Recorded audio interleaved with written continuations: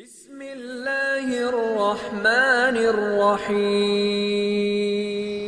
بسم اللہ الرحمن الرحیم الحمد للہ رب العالمین والصلاة والسلام علی رسولہ سید الانبیاء والمرسلین محمد وعلی آلہ واصحابہ اجمعین۔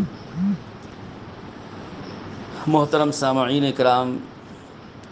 کل گزشتہ ہم نے جس طرح آپ سے بات تھا کہ طاعون کی بیماری کے سلسلے میں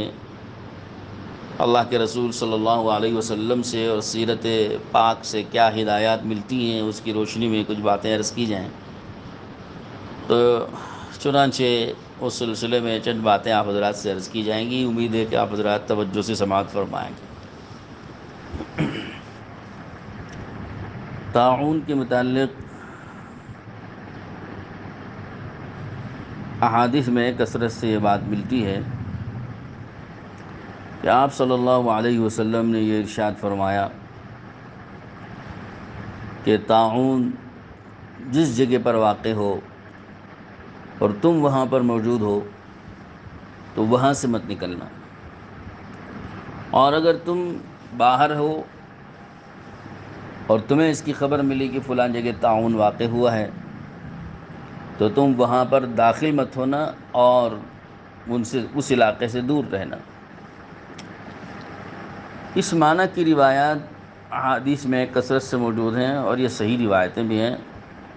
جیسے کہ امام مسلم رحمۃ اللہ علیہ نے 4109 نمبر، 4110 نمبر، اور اس کے علاوہ امام ترمذی نے بھی اس طرح کی ایک روایت نقل فرمائی ہے۔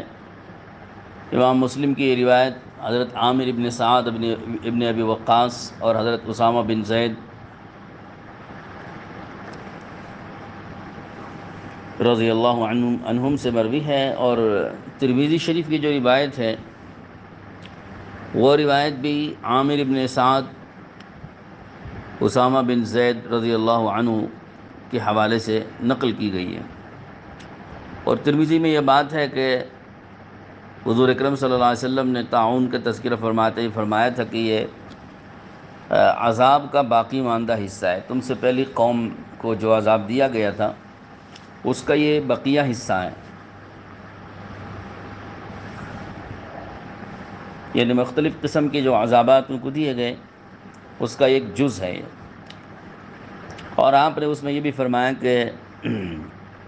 فَإِذَا وَقَعَ بِأَرْضٍ وَأَنْتُمْ بِهَا فَلَا تَخْرُجُوا مِنْهَا، جب کسی زمین میں واقع ہو اور تم وہاں موجود ہو تو وہاں سے مت نکلنا۔ وَإِذَا وَقَعَ بِأَرْضٍ وَلَسْتُمْ بِهَا فَلَا تَهْبِطُوا عَلَيْهَا، اور اگر کسی ایسی زمین میں واقع ہو کہ تم وہاں موجود نہ ہو تو اس زمین میں تم داخل مت ہونا۔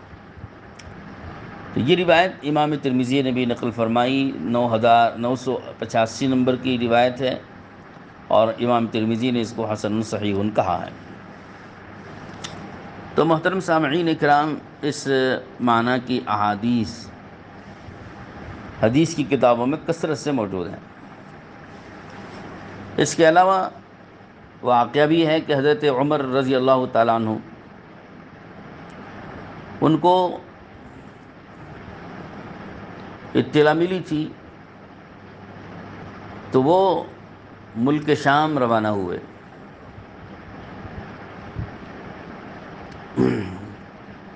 معجم طبرانی کی روایت ہے کہ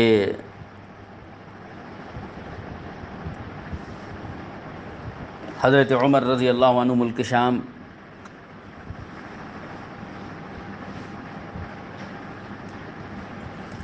شام کے لیے رخت سفر تھے اور راستے میں تھے، تو آپ کو پتہ چلا کہ ملک شام میں طاعون واقع ہے،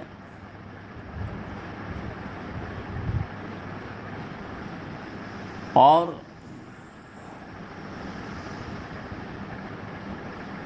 ان کو حضور اکرم صلی اللہ علیہ وسلم کی حدیث بھی پہنچی کہ آپ صلی اللہ علیہ وسلم نے یہ بات ارشاد فرمائی ہے کہ یہ پچھلی قوم کو دیا گیا ایک عذاب تھا، ایک قسم کا۔ آپ نے یہ بھی فرمایا کہ جہاں پر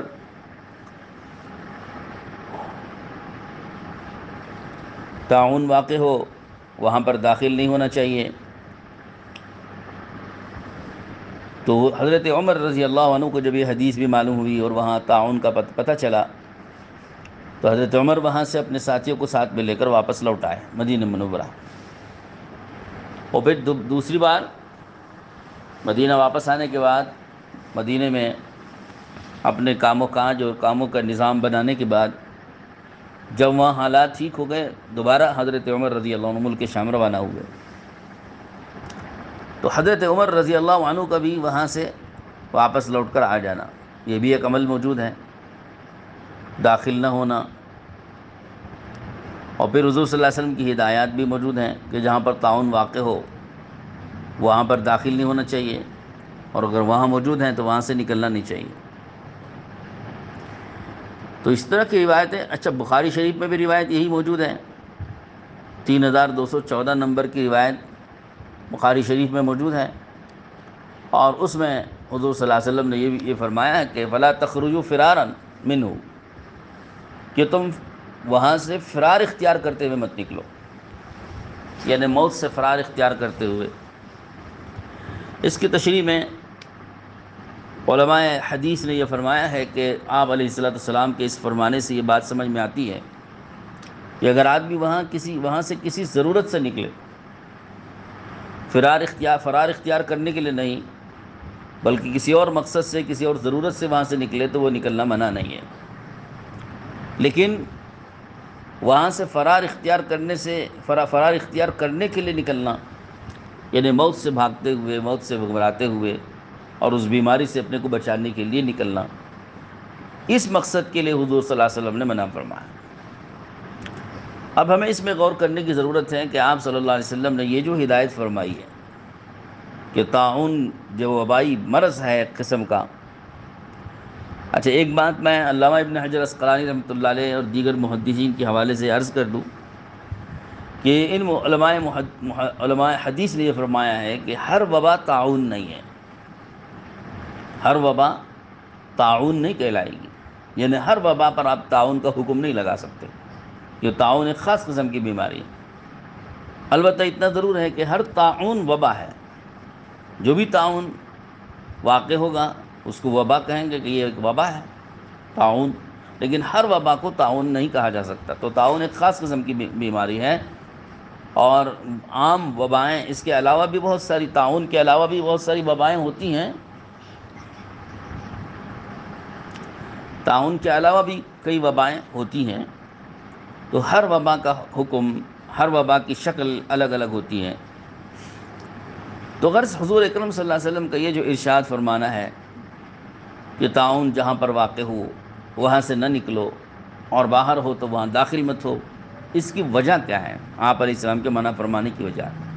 کہ جو لوگ وہاں ہیں وہ باہر نہ نکلیں، اور جو باہر کے لوگ ہیں وہاں اندر وہ نہ جائیں۔ اس منع فرمانے کی وجہ کیا ہے؟ اس پر ہمیں غور کرنا ہے، اور اس کو بھی ہمیں سمجھنا بہت ضروری ہے۔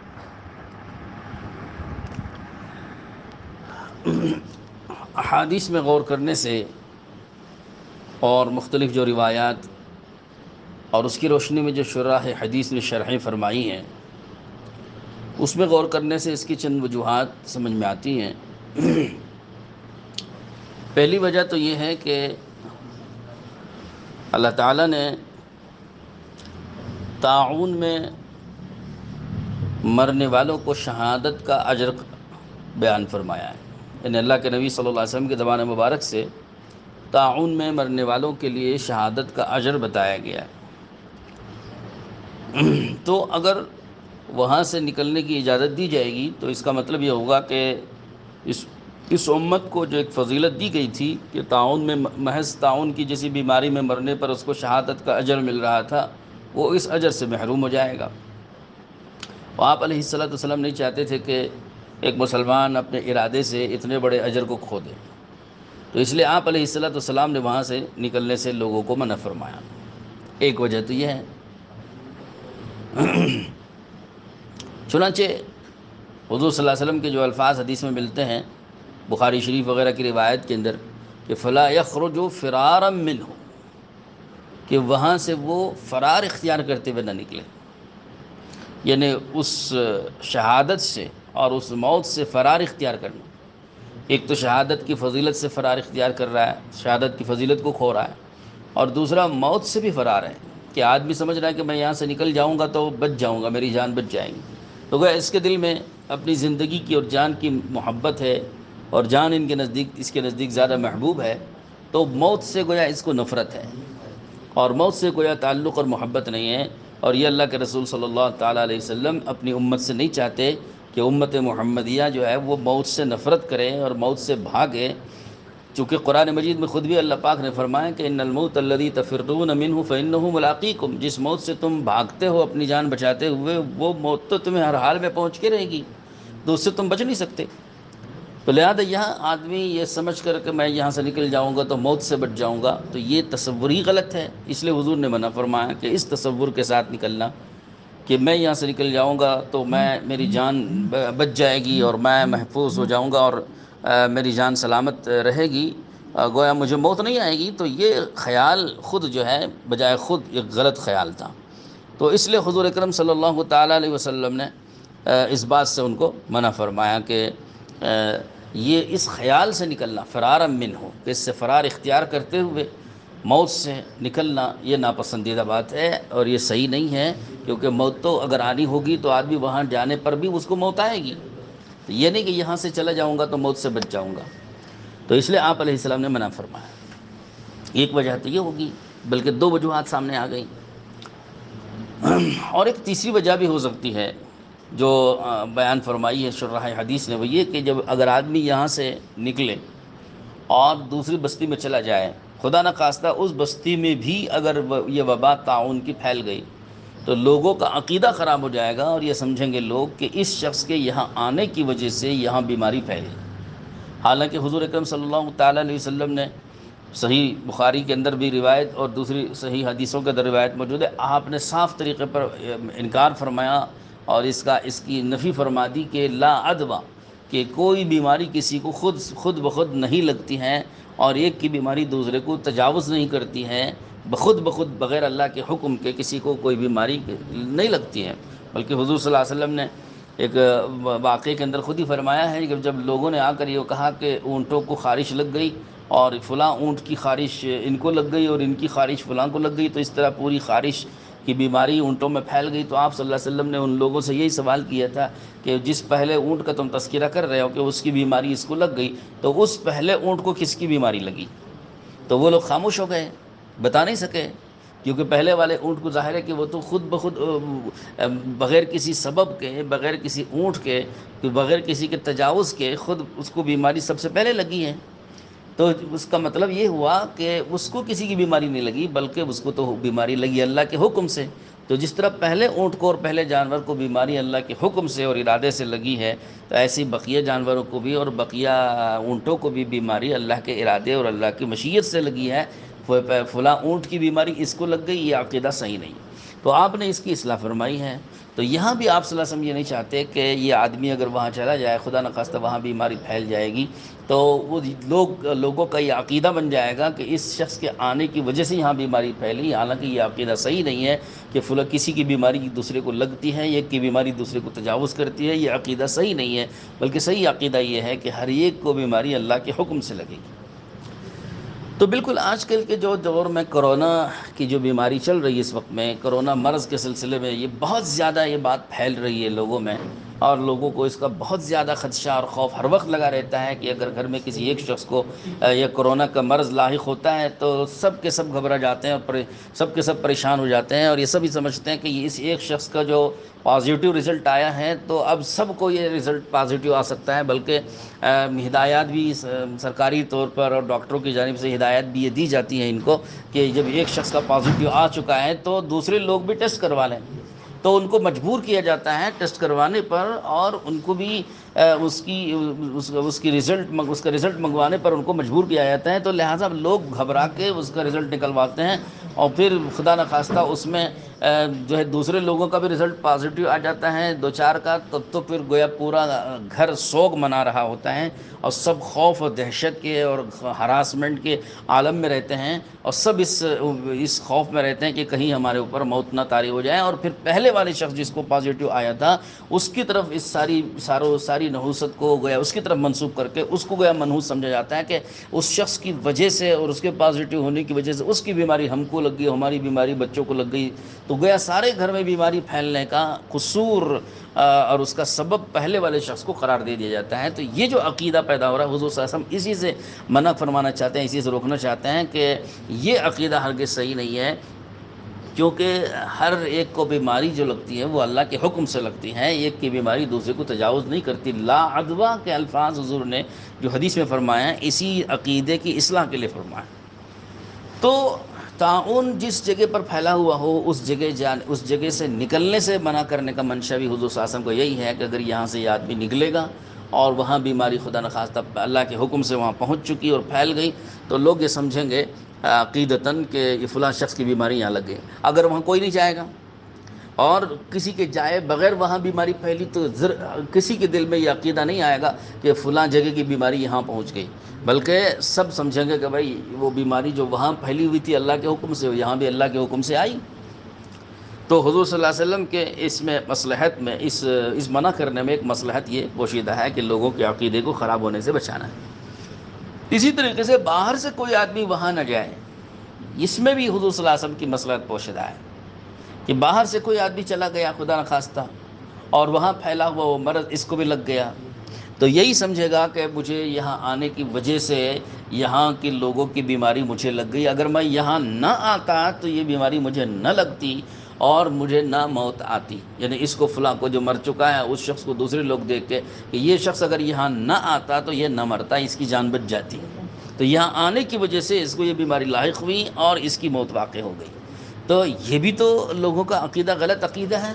کہ حالانکہ اس کی موت مقدر تھی اللہ کی طرف سے، اب وہ مقدر سے اس موت کے مقررہ وقت میں وہ یہاں پہنچ گیا اور یہ بیماری اس کو لگ گئی اور وہ موت کا سبب بن گئی، تو لوگوں نے یوں کہہ دیا کہ اس کی وجہ سے موت آئی، حالانکہ موت کا وقت تو پہلے سے بھی مقرر تھا اور اس مقررہ وقت پر وہ یہاں پہنچا ہے۔ تو اصل مقصود حضور صلی اللہ علیہ وسلم کے اس موقع پر فرمانے سے وہ در حقیقت عقیدے کو روکنا ہے کہ لوگوں کو اللہ کی طرف سے ہٹ کر کے دوسری سببوں کی طرف مؤثر بالذات ہونے کا عقیدہ نہ پیدا ہو جائے، اس سے حضور صلی اللہ علیہ وسلم کو روکنا ہے۔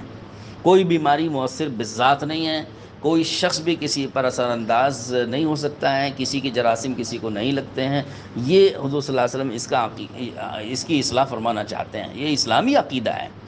دیکھیے ڈاکٹروں کا اور اطباء کا جہاں تک دستور ہے وہ ضروری نہیں کہ ان کا سارا دستور، ان کے سارے خیالات اور ان کی سارے رائے اسلامی عقائد کے عین موافق ہوں اور اسلامی عقائد کی روشنی میں ہوں، یہ کوئی ضروری نہیں ہے۔ ڈاکٹروں کی اپنی تحقیق ہوتی ہے اور ان کے اپنے نظریات ہوتے ہیں، اور ان کے نظریات اور ان کی تحقیقیں کچھ ظاہری حالات اور ظاہری اسباب پر مبنی ہوتے ہیں اور باطنی حقائق سے وہ واقف نہیں ہوتے اور اس پر ان کی کوئی تحقیق مبنی نہیں ہوتی ہے، اس لیے وہ ظاہر پر ان کا دار و مدار ہوتا ہے، تو ظاہری اسباب کو دیکھ کر کے وہ اپنی تحقیقات بیان کرتے ہیں۔ تو کوئی ضروری نہیں کہ ڈاکٹروں کی جو ساری ہدایات ہوتی ہیں اور باتیں ہوتی ہیں وہ اسلامی عقائد کے عین موافق ہوں۔ اسلامی عقیدہ خالص آسمانی عقیدہ ہے اور اللہ تعالیٰ کی طرف سے منزل ہے اور اللہ کی طرف سے بتایا گیا حقیقی اور باطنی اور روحانی ایک امور پر اور حقائق پر مبنی امور پر وہ ہوتا ہے اسلامی عقیدہ، لہذا ضروری نہیں کہ ڈاکٹروں کی رائے جو ہے وہ اسلامی عقیدے کے موافق ہو۔ جب یہ بات ہوئی تو مسلمانوں کو چاہیے کہ جب کورونا کے مریض ہمارے درمیان میں پائے جاتے ہیں اور کورونا کے شکار لوگ ہمارے درمیان پازیٹیو لوگ پائے جاتے ہیں تو ان کے متعلق ہمارا کیا طریقہ ہونا چاہیے، اس کو ہم صحیح کریں، اسلام کی تعلیمات کی روشنی میں ہم اس کو صحیح کریں۔ دیکھیے حضور صلی اللہ علیہ وسلم نے یہ جو روایت موجود ہے حضور صلی اللہ علیہ وسلم کے متعلق کہ فر من المجذوم کما تفر من الاسد، یہ آپ نے روایت سنی ہوگی کہ مجذوم جذامی آدمی سے ایسے بھاگو جیسے شیر سے بھاگتے ہو، گویا آپ صلی اللہ تعالیٰ علیہ وسلم نے بیمار آدمیوں سے احتیاط کرنے کو بھی حکم دیا ہے۔ یہ روایت دیکھیے، میں اس پر تفصیل سے کلام نہیں کروں گا، لیکن آپ بخاری شریف کے اندر جو یہ روایت موجود ہے، اور اس کی شرح علامہ ابن حجر عسقلانی رحمۃ اللہ علیہ نے بڑی طویل اس کی شرح فرمائی ہے، اور اس میں محدثین کے مختلف اقوال ذکر کیے ہیں، اور اس میں اس بات کو محدثین کے اقوال سے ثابت کیا ہے کہ یہ جو الفاظ ہیں حضرت ابو ہریرہ رضی اللہ تعالیٰ عنہ کے، یہ الفاظ محل نظر ہیں، یعنی پوری طرح سے یہ الفاظ قابل قبول نہیں ہیں، کہ حضور اکرم صلی اللہ علیہ وسلم نے یہ بات جو فرمائی ہے، فر من المجذوم کما تفر من الاسد والے الفاظ، ان الفاظ کے متعلق جو ہے یہ محدثین کے اقوال سے یہ بات مستفاد ہوتی ہے کہ یہ جملہ پوری طرح سے صحیح نہیں ہے، اور پوری طرح سے اس جملے کا مطلب ہم سمجھ نہیں پائیں گے، اس میں بہت سارا کلام بھی موجود ہے۔ اول تو یہ کہ حضرت ابو ہریرہ رضی اللہ تعالیٰ عنہ کی اس حدیث ہی میں دو متضاد عبارتیں موجود ہیں، ایک طرف تو خود حضرت ابو ہریرہ لا عدوہ والی روایت بھی بیان کر رہے ہیں، اور دوسری طرف فر من المجذوم والی روایت بھی بیان کر رہے ہیں، یعنی ایک طرف تو حضرت ابو ہریرہ ہی بیان کر رہے ہیں کہ ایک کی بیماری دوسرے کو نہیں لگتی، اور دوسری طرف اسی حدیث میں یہ الفاظ بھی بیان کر رہے ہیں کہ تم مجذوم آدمی سے دور بھاگو۔ تو اگر بیماری نہیں لگتی تو مجذوم سے دور بھاگنے کا حکم کیسے دیا جا سکتا ہے؟ تو علماء محدثین نے ان سب کو سامنے رکھ کر کے اس پر بہت بحث فرمائی، کلام فرمایا ہے، تو میں اس کی بحث میں آپ کو الجھانا نہیں چاہتا، صرف اتنا بتانا چاہتا ہوں کہ اگر حضور اکرم صلی اللہ علیہ وسلم کے یہ الفاظ جو جسامی آدمی کے سلسلے میں اگر ثابت بھی ہیں، حضرت ابو ہریرہ سے ثابت بھی ہیں، اور یہ کہے ہوئے بھی ہیں حضور صلی اللہ علیہ وسلم کے، تو اس کے محدثین نے جوابات دیے مختلف قسم کے ہیں، میں اس کو تھوڑا سا آپ کو بتا دیتا ہوں تاکہ آپ اس سے سمجھیں۔ پہلا جواب علماء محدثین نے یہ دیا ہے، بعض حضرات نے، کہ یہ منسوخ ہے، لا ادوہ کی وجہ سے منسوخ ہے، کہ آپ علیہ السلام نے جب خود ہی یہ فرما دیا کہ ایک بیماری دوسرے کو نہیں لگتی، تو پہلے کہے ہوئے الفاظ گویا منسوخ مانے جائیں گے۔ حضرت ابو ہریرہ کے یہ الفاظ حضور سے سنے ہوئے، حضرت ابو ہریرہ کے پر نسیان طاری ہونے سے پہلے کے نسیان کے زمانے کے ہیں، جس نسیان ان پر طاری ہوتا تھا اس زمانے کے یہ سنے ہوئے الفاظ محدثین نے کہے ہیں۔ اور جب حضرت ابو ہریرہ کو حضور نے ایک چادر بچھا کے کہا کہ بھئی اس کو سمیٹ لو، تو اس کو سمیٹ لیا، اس کے بعد سے وہ کوئی چیز بھولے نہیں ہیں، تو حضور پاک صلی اللہ تعالیٰ علیہ وسلم، حضرت ابو ہریرہ رضی اللہ تعالیٰ عنہ کو حضور صلی اللہ علیہ وسلم کی یہ جو دعا ملی ہے، اس کے بعد حضرت ابو ہریرہ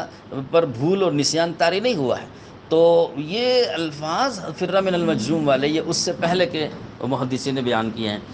تو ایک بات تو یہ کہ اس کو بعض حضرات نے منسوخ مانا ہے لا عدوہ کی وجہ سے۔ دوسری بات یہ ہے کہ حضور پاک صلی اللہ علیہ وسلم سے یہ بھی ثابت ہے کہ آپ نے جذامی آدمی کا ہاتھ پکڑا، اور ہاتھ پکڑ کے اس کو برتن میں بٹھا کے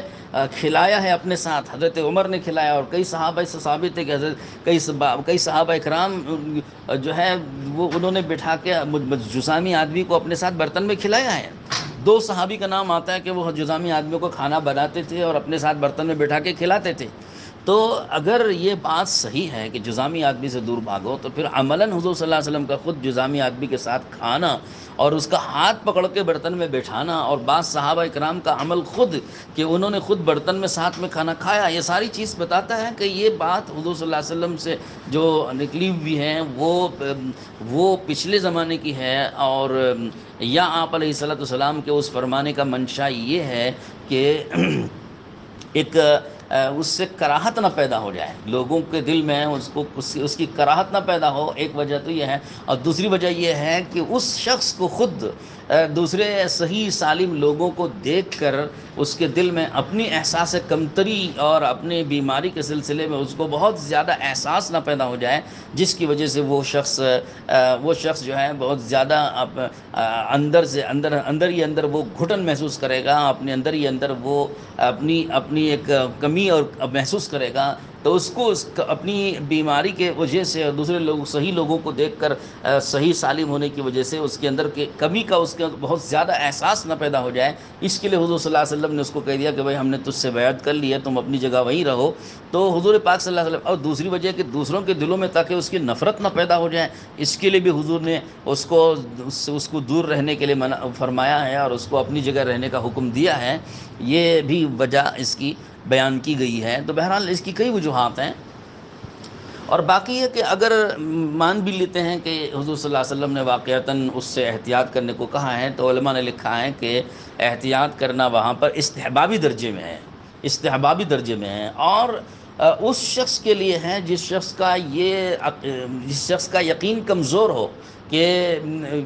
کہ اس کو اس کے درمیان رہنے سے خدا نخواستہ کوئی بیماری اس کے بو سے اور اس کے ریشوں سے اور اس کی ہوا سے کوئی اس کے اجزاء اس تک پہنچ گئے اور اس کے اندر بھی اس کے اثرات نظر آنے لگے، تو کمزور عقیدے والا شخص کا عقیدہ خراب نہ ہو جائے، اس کے لیے حضور پاک علیہ السلام نے احتیاط کرنے کو فرمایا ہے۔ لیکن علماء محدثین فرماتے ہیں کہ جس شخص کا عقیدہ مضبوط ہو اور یقین اللہ کی ذات پہ کامل ہو، اس شخص کے لیے بالکل جائز ہے کہ وہ ایسے مریضوں سے جو متعدی امراض میں مبتلا ہوں یا وبائی امراض میں مبتلا ہوں، ایسے مریضوں کے ساتھ اختلاط کر سکتے ہیں، ان کی دیکھ بھال کر سکتے ہیں، ان کی تعزیت، ان کی دیکھ ریکھ کر سکتے ہیں، اور ان کی تیمارداری وہ کر سکتے ہیں، اور ان کو چھو سکتے ہیں، ان کو کھلا سکتے ہیں، ان کی ضروریات کا انتظام کر سکتے ہیں۔ یہ جن کا یقین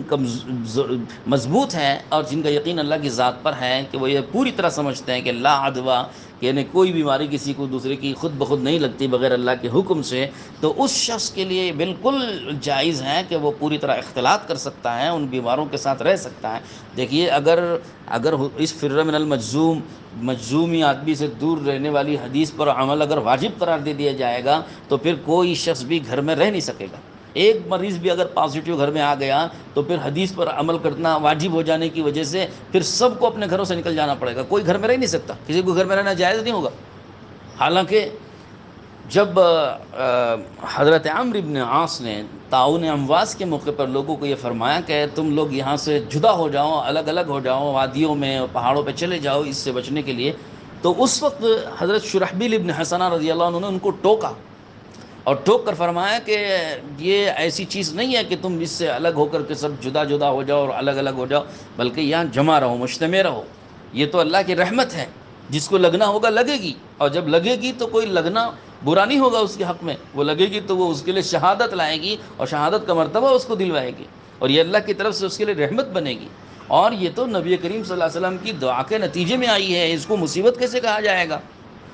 تو اس طرح سے ان صحابی نے شرحبیل ابن حسنہ نے روکا۔ بلکہ ایک روایت میں یہ بھی موجود ہے، بعض صحابہ کرام نے بھی فرمایا کہ اگر تم لوگ اس طرح ان وبائی بیماری سے میں مبتلا ہونے والوں سے علیحدہ علیحدہ ہو جاؤ گے تو پھر ان مرنے والوں کو دفن کون کرے گا، اور ان کی تیمارداری کون کرے گا، ان کی دیکھ ریکھ کون کرے گا؟ اور پھر اس طرح ایک بیمار شخص کو گھر میں اکیلا چھوڑ کے سب لوگوں کا چلا جانا، اس کے ساتھ بے دردی ہے، ہمدردی نہیں ہے، اس کے ساتھ اس کو مرنے سے پہلے مار دینا ہوگا، وہ تو مرنے سے پہلے مر جائے گا کہ اگر سارے لوگ اس کو چھوڑ کے چلے جائیں اور اس سے مصافحہ بھی نہ کریں، اس سے ملیں، اس سے ملاقات بھی نہ کریں، اس کی تیمارداری بھی نہ کریں، اس کو ہاتھ بھی نہ لگائیں، اس کو دوائی بھی نہ دیں، اس کے کپڑے بھی نہ چھوئیں، اس کے قریب بھی نہ جائیں، اس کے جراثیم کے اپنے بدن پر لگ جانے کے خوف سے دور دور رہیں، تو یہ تو ایسی نفرت انگیز طریقہ ہے کہ اس سے مریض تو مرنے سے پہلے مر جائے گا۔ تو یہ طریقہ تو اسلام نے نہیں سکھایا ہے۔ تو اس لیے اس عقیدے کو اپنے دلوں میں مضبوطی سے تھامے رہنا چاہیے کہ اللہ کے حکم کے بغیر کسی کو کسی کی بیماری نہیں لگتی ہے، اور اس یقین کے ساتھ اپنے بیماروں کے ساتھ رہنا، اپنے گھر ان مریضوں کے ساتھ رہنا، ان وبائی بیماری میں مبتلا لوگوں کے ساتھ زندگی گزارنا، پورے یقین کے ساتھ، پوری ہمت کے ساتھ، اور اللہ پر بھروسہ رکھتے ہوئے کہ اللہ کے حکم کے بغیر کچھ نہیں ہونے والا ہے۔ اور خود بیمار کو بھی یہ سمجھنا چاہیے کہ کسی کو پازیٹیو ہو جانے سے کوئی ضروری نہیں کہ موت آ ہی جائے گی، یہ تو بیماریاں آتی ہیں اور چلی بھی جاتی ہیں، یہ اللہ کی طرف سے ایک امتحان ہے۔ اور اگر خدا نخواستہ بیماری لگنے کے بعد اگر موت بھی واقع ہو گئی تو اس موت کو مصیبت نہیں سمجھنا چاہیے، بلکہ شہادت کا یقین کرنا چاہیے کہ اللہ رب العزت اس سے ہم کو شہادت کا مرتبہ نصیب فرمائیں گے۔ تو یہ چند گزارشات تھی، تو میں سمجھتا ہوں کہ انشاءاللہ ہماری بات ہمارے سامعین تک پہنچے گی، اور اس کو اچھی مثبت طریقے سے اس کو سمجھیں گے اور اپنی اصلاح ضرور کریں گے۔ کہیں ایسا نہ ہو کہ ہمارے گھروں کے اندر لاشیں پڑی ہوئی ہوں، دفن کرنے والا بھی نہ ہو، اور کہیں ایسا نہ ہو کہ ہمارے گھروں میں بیمار پڑے ہوئے ہوں اور لوگ کوئی دوائی دینے والا بھی ان کو نہ ہو اور ان کی تیمارداری بھی کرنے والا نہ ہو، کہیں ایسا نہ ہو کہ ہسپتال میں ہمارا مریض گیا ہوا ہو اور اس کی کوئی خیر خبر بھی لینے والا نہ ہو کہ وہ زندہ بھی ہے یا مر گیا ہے، وہ کیا حال ہے اس کا، کوئی خیر خبر بھی لینے والا نہ ہو۔ ایسا نہیں ہونا چاہیے، یہ تو انتہائی بد اخلاقی اور بے مروتی کی بات ہے، اور بہت ہی غیر اسلامی یہ طرز عمل ہے۔ اسلام اسلام اس کی ہرگز تعلیم نہیں دیتا ہے، تو اسلام کے اصول کو مضبوطی سے تھامے ہوئے ہمیں قائم رہنا چاہیے۔ اللہ تعالیٰ مجھے بھی توفیق عطا فرمائے، آپ حضرات کو بھی توفیق عطا فرمائے۔ وآخر دعوانا ان الحمد لا الہ الا اللہ، لا الہ الا اللہ،